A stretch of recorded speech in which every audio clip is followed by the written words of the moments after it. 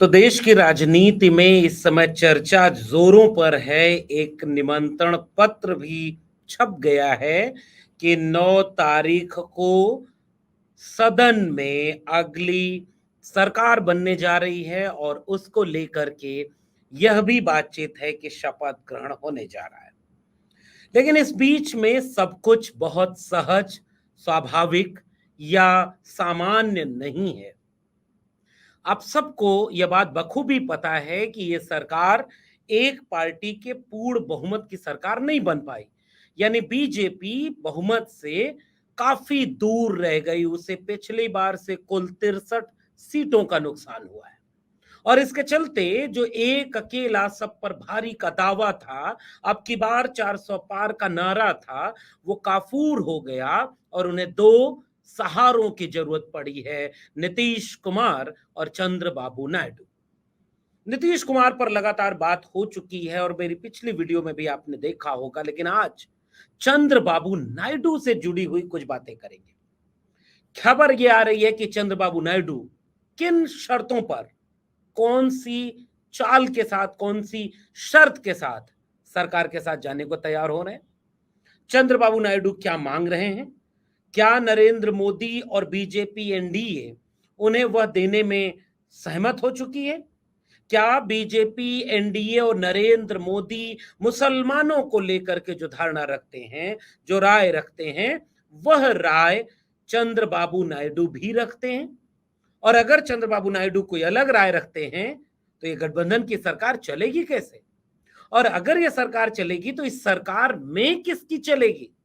प्रधानमंत्री नरेंद्र मोदी की मुसलमानों को लेकर सोच वो हावी रहेगी या चंद्रबाबू नायडू को लेकर के उनके मन में जो मुसलमानों की सोच है वो हावी रहेगी? ऐसे कई मसलों पर आज सिलसिलेवार विश्लेषण करेंगे। तो स्वागत है आप सबका 4 PM न्यूज नेटवर्क पर। और आप जैसा कि बैकग्राउंड में देख पा रहे होंगे, आज मैं लखनऊ में हूं 4 PM के न्यूज ऑफिस में। तो यहां से आप सभी दर्शकों को बहुत बधाई और शुक्रिया कि आपने इस चैनल को, जैसे हम सब भी जुड़े हैं, मैं कंटेंट की तरह मैं भी आपसे रूबरू होता रहा हूं अपने एक शो को लेकर के, और आपने अप्रत्याशित इसे प्यार दिया है। ये प्यार बरकरार रहे ताकि हम सबकी हिम्मत बनी रहे और हम अपने समय समाज पर गहरी नजर बनाए रखें। तो आज के नजरिए में यह बात सामने है कि चंद्रबाबू नायडू सरकार बनाने में बहुत बड़े सहयोगी दल है। आपको पता है कि बीजेपी सीटें 272 तक नहीं पहुंचा पाई, इसलिए 16 सीटों के साथ चंद्रबाबू नायडू और 12 सीटों के साथ नीतीश कुमार एक बड़ी भूमिका में। लेकिन चंद्रबाबू नायडू ने अपनी शर्तें जो रखी हैं वो बड़ी दिलचस्प रख दी हैं, और उन शर्तों में वो स्पीकर का पद मांग रहे हैं। यानी लोकसभा अध्यक्ष कौन होगा अगली सरकार में, इसकी मांग सुनने में आ रहा है। शर्तों के लिहाज से चंद्रबाबू नायडू की तरफ से ये बात आ रही है कि उन्होंने ये मांग रखी है कि वो अगली सरकार में लोकसभा अध्यक्ष अपनी पार्टी का बनाना चाहते हैं। क्या है लोकसभा अध्यक्ष के बनाए जाने की अहमियत और क्यों वो ये मांग कर रहे हैं? और अगर बीजेपी के लोकसभा अध्यक्ष होते हैं तो क्या असर होगा, या चंद्रबाबू नायडू के लोकसभा अध्यक्ष होते हैं तो क्या असर होगा, इसका विश्लेषण करते हैं। फिर हम लोग मुसलमानों वाली राजनीति पर आएंगे कि चंद्रबाबू नायडू और नरेंद्र मोदी में क्या अंतर है और क्या इन सब के बीच असर पड़ेगा आगे आने वाले समय में। तो स्पीकर, लोकसभा अध्यक्ष कौन होता है? लोकसभा अध्यक्ष कस्टोडियन होता है दोनों उस सदन का, लोकसभा का। वो सबसे बड़ा पद होता है। लोकसभा के भीतर क्या होगा, इसका निर्णय लोकसभा अध्यक्ष अपनी नियमावली और शर्तों के मुताबिक लेता है। कौन सा सदस्य कब बोलेगा, किस पार्टी को कितना समय मिलेगा, कौन सी पार्टी कैसे विरोध कर रही होगी तो उसके विरोध पर क्या रवैया अख्तियार किया जाएगा, विरोध बढ़ने पर क्या सांसद कंधों पर लाद करके बाहर फेंकवा दिया जाएगा या उसे विरोध करने का मौका मिलेगा, कौन सा मुद्दा जो विपक्ष उठाना चाहता है और सत्ताधारी दल ये तय करे कि वो उठवाने देना चाहता है या नहीं, अंतिम निर्णय इसमें कौन लेगा कि सदन अंततः चलेगा कैसे, ये सब कुछ लोकसभा अध्यक्ष के हाथ में होता है। यानी उस लोकसभा अध्यक्ष की भूमिका सरकार के चलाने में सदन के भीतर सबसे महत्वपूर्ण हो जाती है। इसलिए बीजेपी हर हाल में चाहेगी कि लोकसभा अध्यक्ष उनका हो। और जब गठबंधन की सरकार होती है तो इसके पीछे कोई सदन से लोकसभा में से चर्चा किस मुद्दे पर हो ना हो, संसद कौन बोले ना बोले, किस विरोध प्रदर्शन को होने देना है, किस विरोध प्रदर्शन को कतई नहीं होने देना है, किसको सांसद को बुलवाना है, विरोध करवाना है या किसको उठवाकर बाहर फिकवा देना है, यह सब कुछ केवल लोकसभा अध्यक्ष का इतना ही काम नहीं है। ये तो है ही, इससे ज्यादा महत्वपूर्ण काम लोकसभा अध्यक्ष का यह होता है कि वो लोकसभा अध्यक्ष यह निर्णय लेता है कि वह विपरीत परिस्थितियों में क्या पक्ष चुनता है। और यहां लोकसभा अध्यक्ष की अहमियत बढ़ जाती है। और बात जब गठबंधन की सरकार की हो तो लोकसभा अध्यक्ष की भूमिका और ज्यादा बढ़ जाती है। अब इस बात को समझेंगे कैसे? बीजेपी के पास पूर्ण बहुमत नहीं है। बीजेपी आज की तारीख में 272 के बहुमत से ठीक ठाक संख्या में कम है। और अगर लगभग 3 दर्जन सांसद कम है तो पता यह होगा कि विपक्ष इस बात को लेकर के दबाव बनाएगा कि आपके सांसद कम हैं। तो अगर लोकसभा अध्यक्ष अपना होगा, बीजेपी का होगा, तो बीजेपी आने वाले वक्त में किसी भी पॉलिटिकल पार्टी के सांसदों को अलग अलग तरह से प्रभाव में लेकर अलग अलग रास्तों से अपनी तरफ खींचने की कोशिश में लगेगी। और इस बात को कोई रोक सकता है तो वो लोकसभा अध्यक्ष रोक सकता है। और इस बात को अगर कोई होने देना चाहेगा तो वह भी लोकसभा अध्यक्ष के हाथ में इतनी बड़ी पावर हो जाएगी। यानी लोकसभा अध्यक्ष अगर बीजेपी का होगा तो कवायद ये चल रही है, अंदर की खबर ये चल रही है, और अब तक बीजेपी ने 10 साल जिस तरीके से केंद्र और राज्य में सरकार चलाई है, इस बात में कोई दो राय नहीं है कि उन दोनों के चलते यह बात दीगर है कि लोकसभा अध्यक्ष अगर बीजेपी का होगा तो बीजेपी ऐसी तमाम कोशिशें करके अपना सब कुछ अपने हाथ में ले लेगी। और जब बीजेपी अपने हाथ में सब कुछ ले लेगी तो प्रभाव बीजेपी का बढ़ जाएगा। तो जितने सांसद कम है वो सारे मिल जाएंगे। तो फिर टीडीपी इस बीच में एक मांग लेकर आई है, और टीडीपी यानी तेलुगु देशम पार्टी के नेता की तरफ से संकेत और इशारे ये मिल रहे हैं कि लोकसभा अध्यक्ष का पद चंद्रबाबू नायडू की पार्टी को मिले। और अगर चंद्रबाबू नायडू की पार्टी लोकसभा अध्यक्ष का पद ले लेगी तो विपक्ष का भी एक सहमति, विपक्ष की तरफ से भी एक सहानुभूति इस बात के लिए हो जाएगी कि हम किसी बीजेपी से लड़ें। क्योंकि देखिए, लोकसभा अध्यक्ष ऐसा होता तो है नियमतः या सिद्धांततः, मूल्यतः, कि वह पार्टी लाइन से ऊपर होते हैं।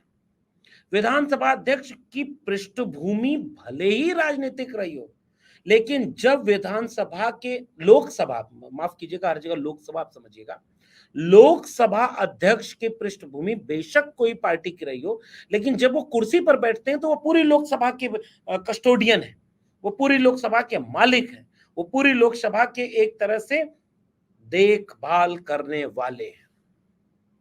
लेकिन व्यवहार में यह होता है कि वो किस बैकग्राउंड से आए हैं, इसका प्रभाव उनके ऊपर पड़ता है। और इसलिए कोई भी पॉलिटिकल पार्टी, यार, इसलिए आप देखेंगे कि चाहे हरिवंश बाबू रहे हों, चाहे ओम बिरला रहे हों, चाहे सुमित्रा महाजन रही हों, चाहे उसके पहले कोई रहा हो, यह बात दीगर है कि हर मजबूत दल ये चाहता है कि विधानसभा अध्यक्ष, लोकसभा अध्यक्ष, ये सारे महत्वपूर्ण पद जो मुश्किल के वक्त में जब निर्णय लेते हैं, मान लीजिए कुछ सांसद दाएं बाएं होने लगे, सरकार चल रही हो और चलती हुई सरकार के बीच में थोड़ा सा भी अगर बदलाव दिखने लगे तो उस बदलाव में क्या क्या चीजें बदल जाएंगी इसका तो अंदाजा लगाना मुश्किल है।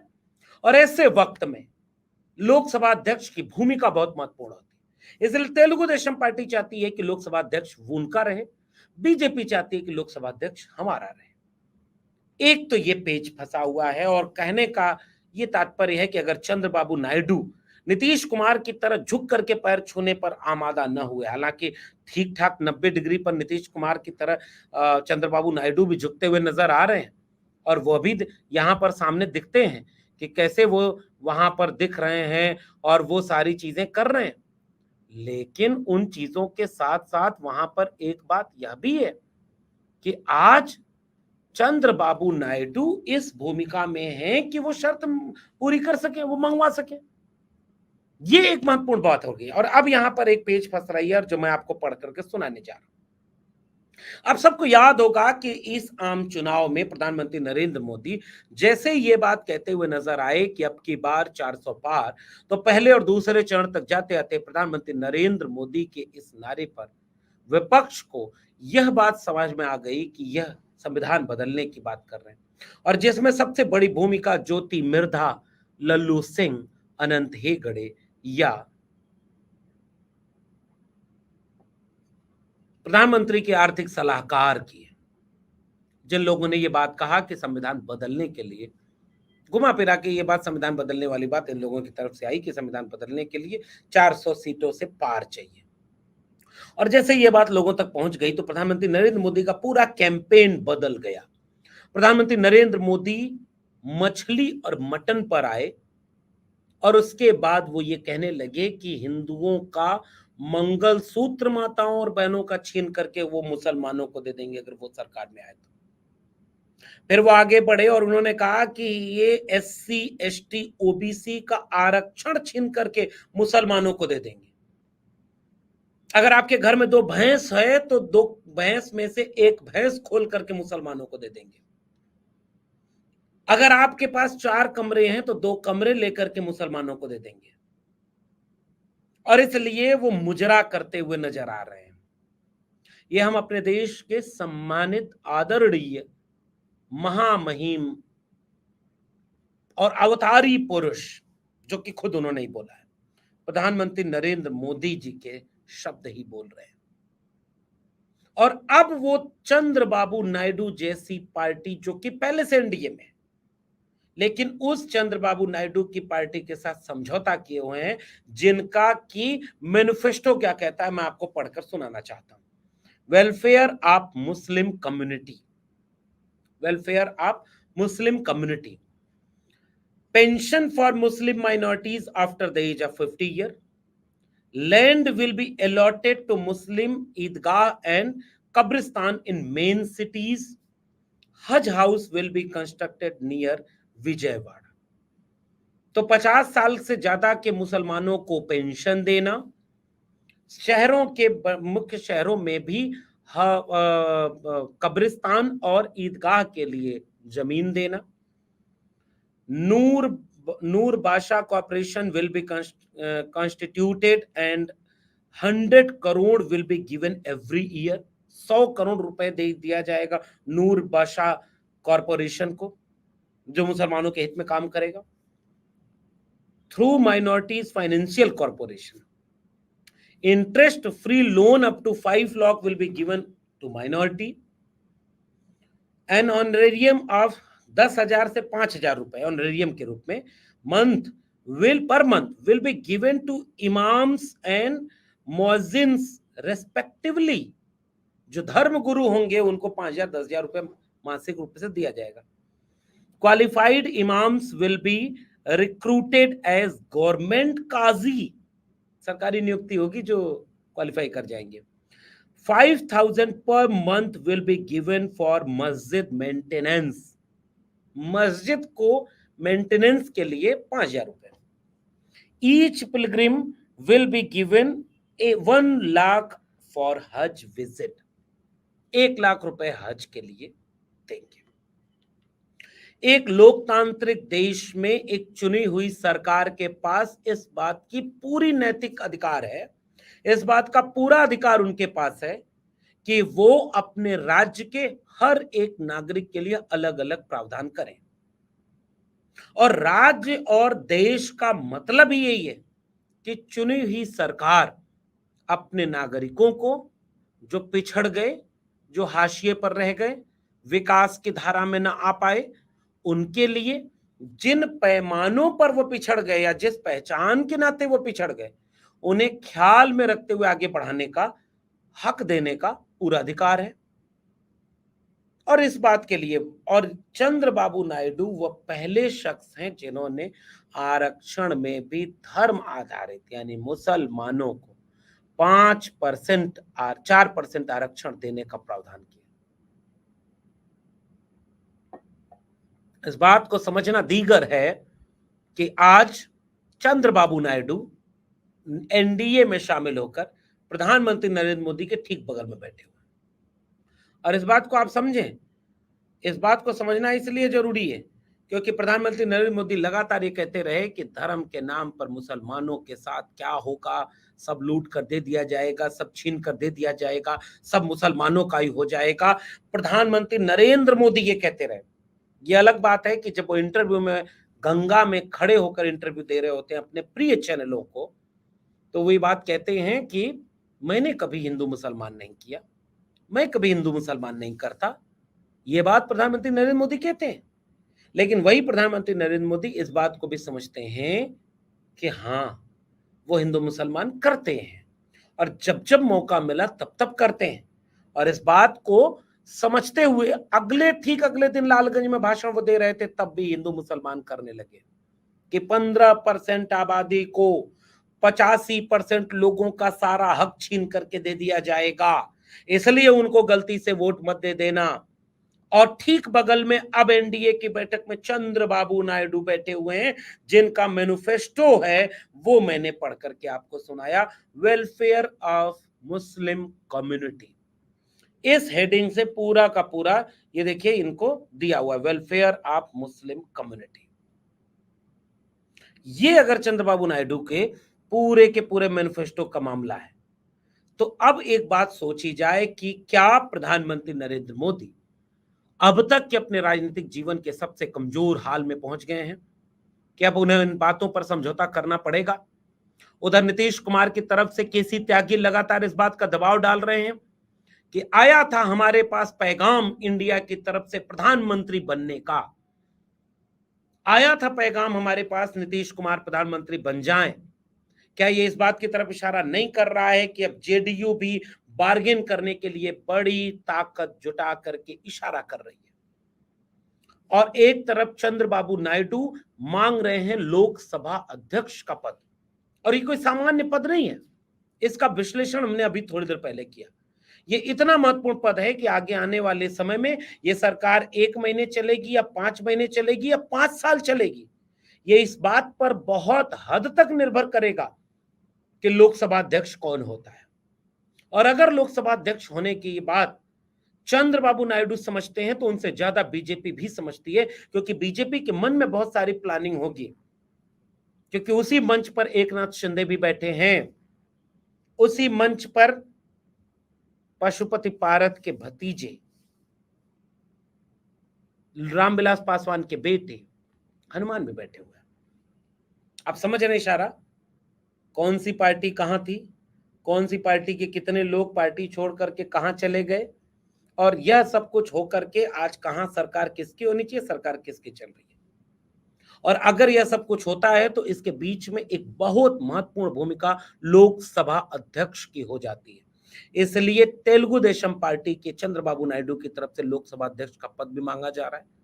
वही चंद्रबाबू नायडू जो मुसलमानों को लेकर वो सारे काम करने के लिए सब कुछ तैयार है, लेकिन अभी भी इस बात की खबर आनी बाकी है कि कितने मंत्रालय जेडीयू ने लिए।